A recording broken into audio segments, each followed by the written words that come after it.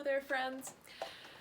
My name is Belle, and today I thought I would start on a project that I thought might be a fun way to A, get through all of the books of fairy tales that I keep purchasing but not reading, and B, hopefully share some of these stories with other people.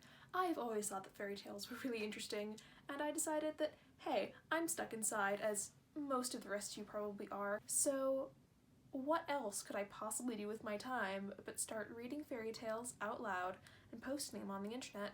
The plan is that I am going to pick a book of fairy tales that I purchased a while ago, have not read a single one of them, and will just start reading one story every video until I finish up that book, and then we'll see if people absolutely hate that. So the book that I decided to get started with is The Lilac Fairy book by Andrew Lang.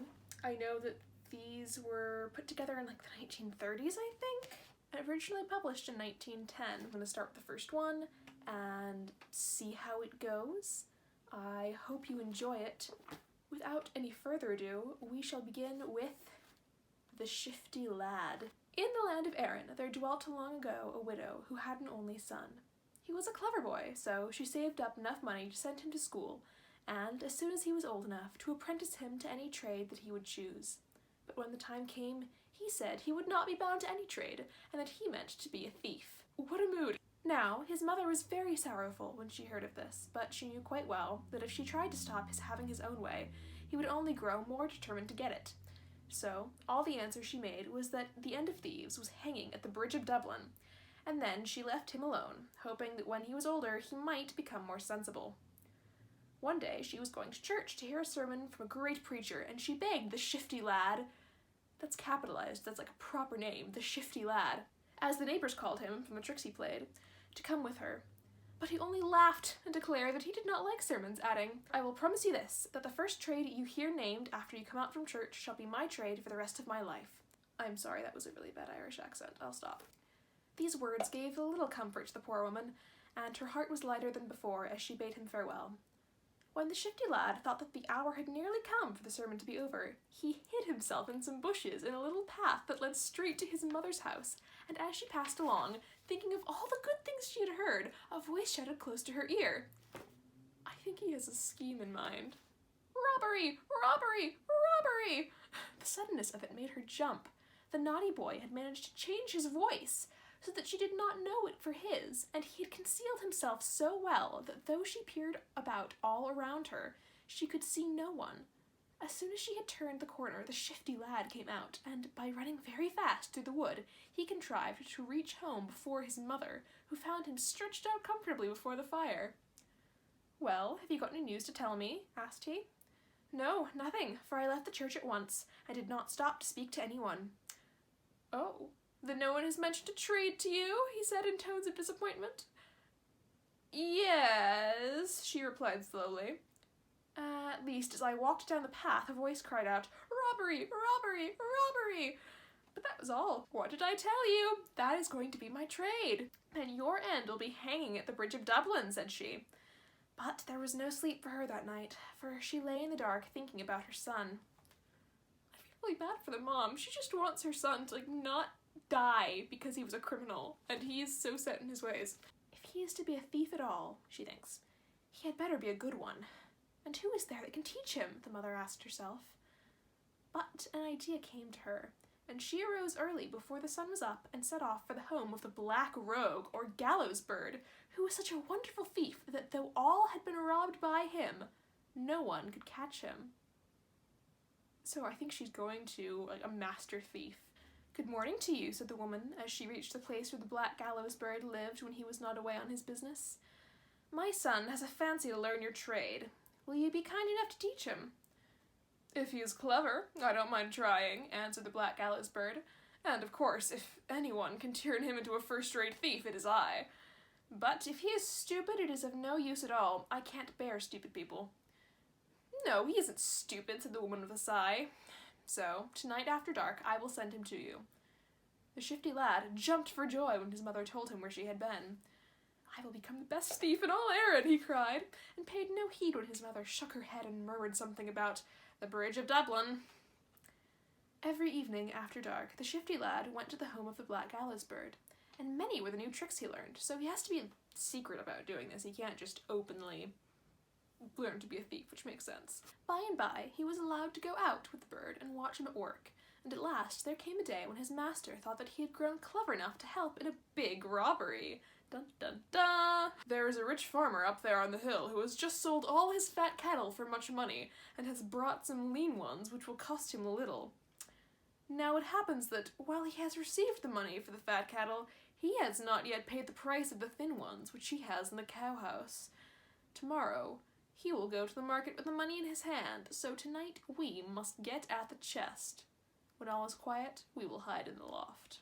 There was no moon, and it was the night of Halloween. Ooh, I like this. And everyone was burning nuts and catching apples in a tub of water with their hands tied, and playing all sorts of other games, till the Shifty Lad grew quite tired of waiting for them to get to bed. The Black Gallows Bird, who was more accustomed to the business, tucked himself up on the hay and went to sleep, telling the boy to wake him when the merrymakers had departed. So they hid in the barn, hoping to steal the money inside the chest, only to find out that there was a Halloween party going on as they were there. But the Shifty Lad, who could keep still no longer, crept down to the cowshed and loosened the heads of the cattle which were tied, and they began to kick each other and bellow, and made such a noise that the company in the farmhouse ran out to tie them up again.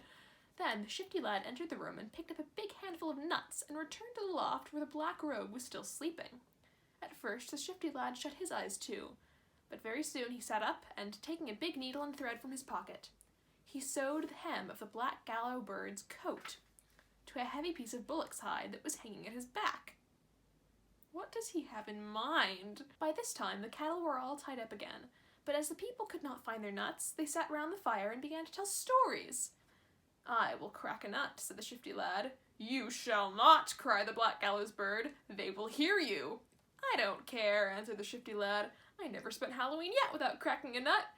And he cracked one. I guess that's what you do on Halloween when candy hasn't been invented yet and you're all way too poor to afford sugar. You're just like, wow, a walnut? Treasure right there. That is like a delicacy. Actually, I think that's true, and that's why the Nutcracker was like a big deal as a Christmas thing. Like, you could only have walnuts at Christmas, so history, friends. Someone is cracking nuts up there, said one of the merrymakers in the farmhouse. Come quickly, and we will see who it is.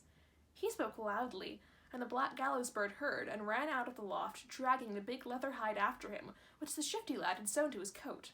He is stealing my hide, shouted the farmer, and they all darted after him. But he was too swift for them, and at last he managed to tear the hide from his coat, and then he flew like a hare till he reached his old hiding place. But all this took a long time, and meanwhile, the Shifty Lad got down from the loft and searched the house till he found the chest with the gold and silver in it, concealed behind a load of straw and covered with loaves of bread and a great cheese. The Shifty Lad slung the money bags around his shoulders and took out the bread and the cheese under his arm, then set out quietly for the Black Rogue's house. Here you are at last, you villain, cried his master in great wrath, but I will be revenged on you. It's all right, replied the Shifty Lad calmly. I have brought you what you wanted, and he laid the things he was carrying down the ground. You are the better thief, said the Black Rogue's wife, and the Black Rogue added, Yes, it was you who are the clever boy. And they divided the spoil, and the Black Gallows Bird had one half, and the Shifty Lad had the other half.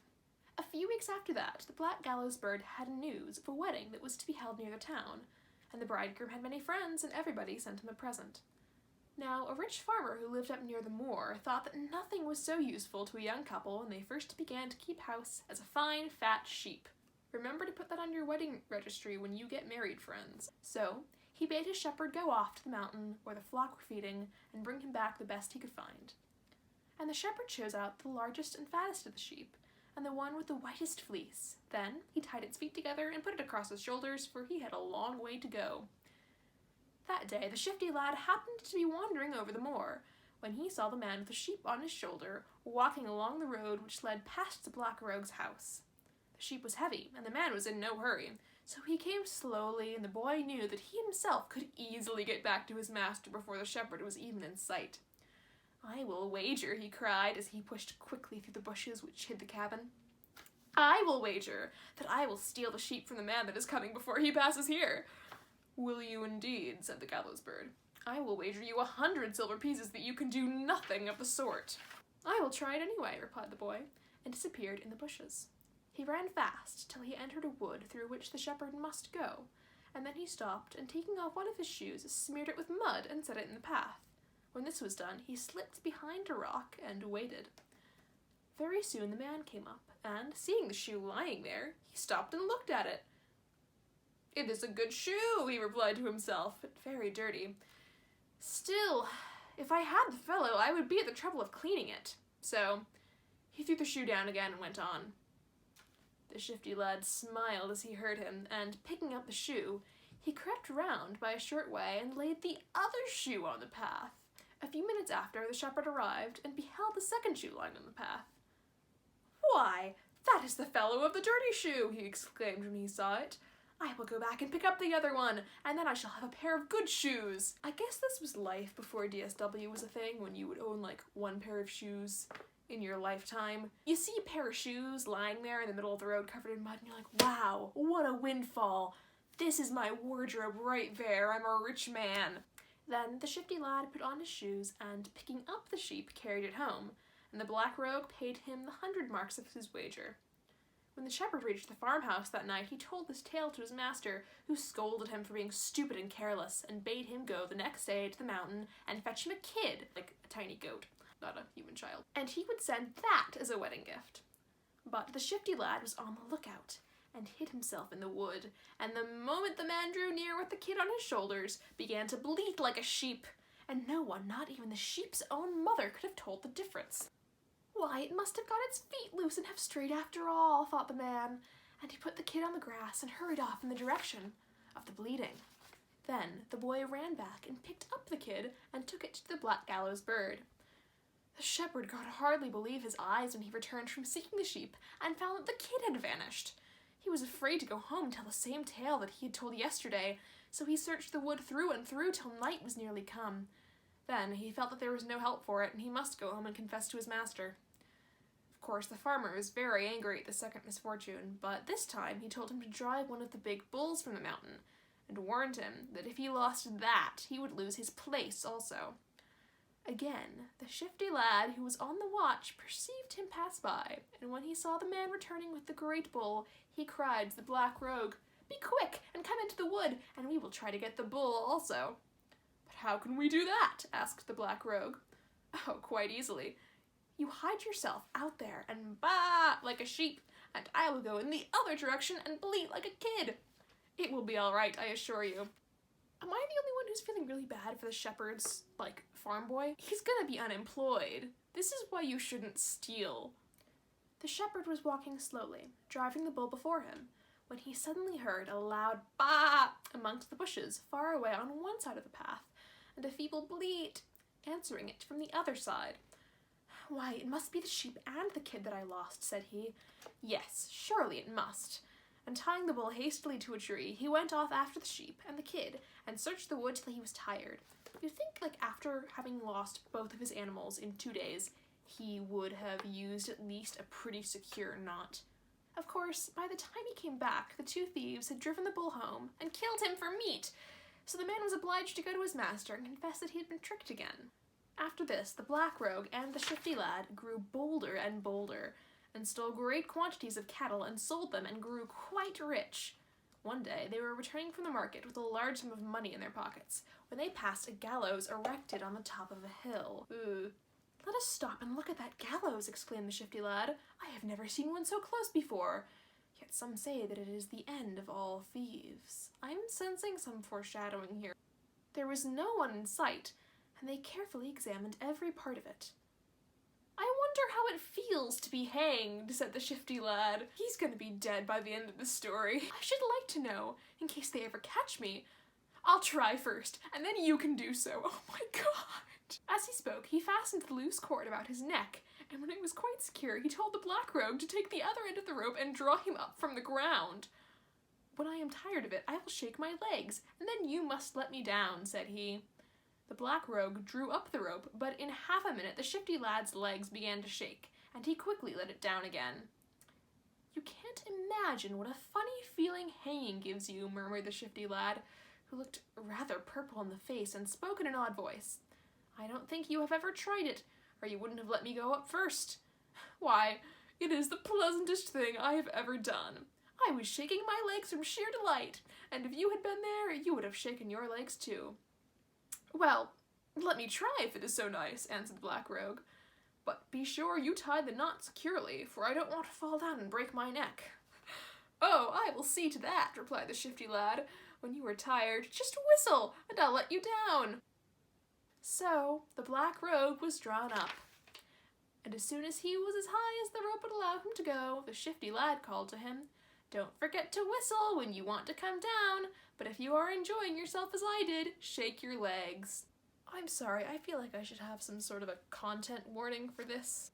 And in a moment, the Black Rogue's legs began to shake and to kick, and the Shifty Lad stood below, watching him and laughing heartily.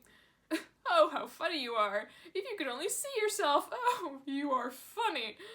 But when you have had enough, whistle and you shall be let down." And he rocked again with laughter. But no whistle came, and soon the legs ceased to shake and kick, for the Black Gallows Bird was dead, as the Shifty Lad intended he should be. "This kid's a murderer!" Then he went home to the Black Rogue's wife and told her that her husband was dead and that he was ready to marry her if he liked. But the woman had been fond of the Black Rogue, a thief though he was, and she shrank from the Shifty Lad in horror and sent the people after him, and he had to fly to another part of the country where no one knew of his doings. Good! This woman and the Shifty Lad's mother are the only decent characters in this book so far. You know, no one ever said fairy tales were for children. I'm starting to understand this now that I'm reading them to an audience.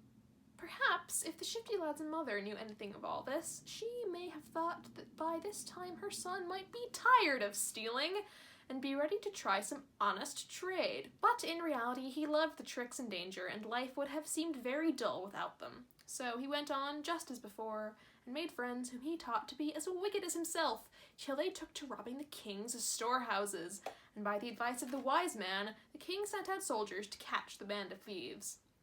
For a long while they tried in vain to lay hands on them. The Shifty Lad was too clever for them all, and if they laid traps, he laid better ones. At last, one night, he stole upon some soldiers while they were asleep in a barn, and killed them, and persuaded the villagers that if they did not kill the other soldiers before morning, they would certainly be killed themselves. Thus it happened that when the sun rose, not a single soldier was alive in the village. Of course, this news soon reached the king's ears, and he was very angry, and summoned the wise man to take counsel with him. And this was the counsel of the wise man, that he should invite all the people in the countryside to a ball, and among them the bold and impudent thief would be sure to come, and would be sure to ask the king's daughter to dance with him. "Your counsel is good," said the king, who made his feast and prepared for his ball, and all the people of the countryside were present, and the Shifty Lad came with them.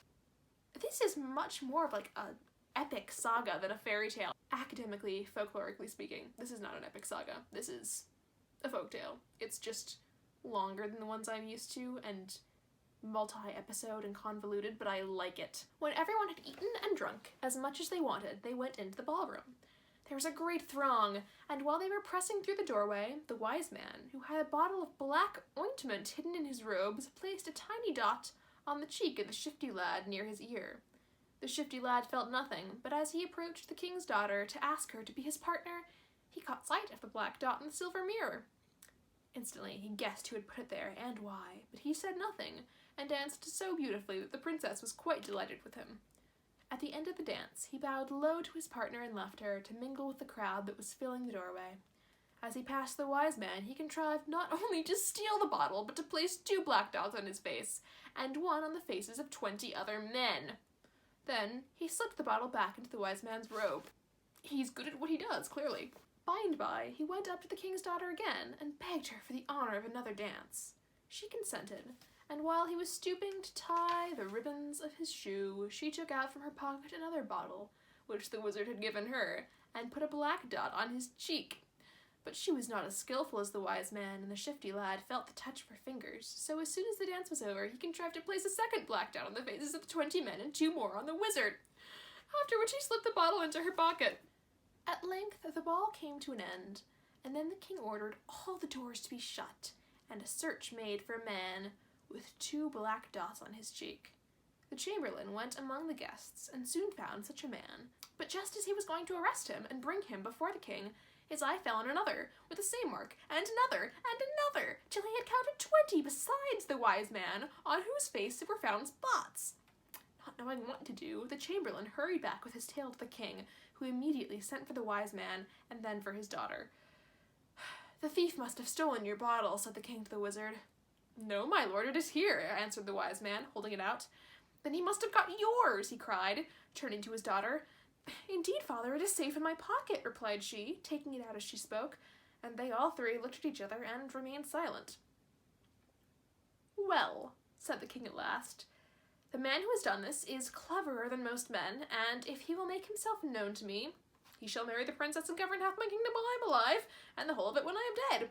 Go and announce this to the ballroom," he said to an attendant, "and bring the fellow hither." So he goes from saying, "This guy is a scoundrel who has killed an entire town's worth of my soldiers," to, he's smart, he should run my kingdom and be married to my daughter. At least he's good at dancing. So the attendant went into the ballroom and did as the king had bidden him, when, to his surprise, not one man but 20 stepped forward, all with black dots on their faces.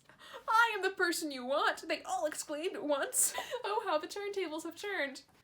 And the attendant, as much bewildered as the chamberlain had been, desired them to follow him into the king's presence. But the question was too difficult for the king to decide, so he called together his council. For hours they talked, but to no purpose, and in the end they hit upon a plan, which they might just as well have thought of at the beginning. And this was the plan. A child was to be brought to the palace, and next the king's daughter would give her an apple. Then the child was to take the apple and be led into a room where the 20 men with the black dots were sitting in a ring. And to whomsoever the child gave the apple, that man should marry the king's daughter. Let's just all delete Tinder and start using child labor and giant cult circles to find ourselves our soulmate. "Of course," said the king, "it may not be the right men after all, but then again it may be. Anyhow, it is the best we can do." "Are you sure of that?" The princess herself led the child into the room where the 20 men were now seated.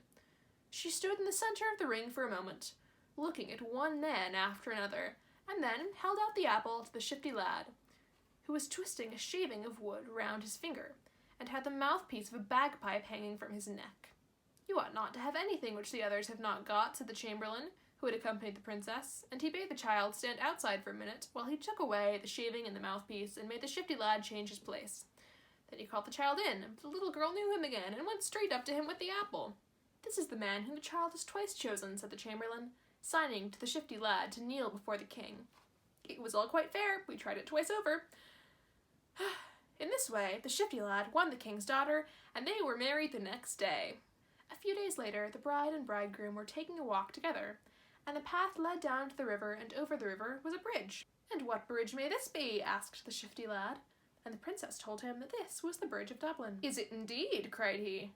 "Well now, many is the time that my mother has said, when I played her a trick, that my end would be that I should hang on the Bridge of Dublin."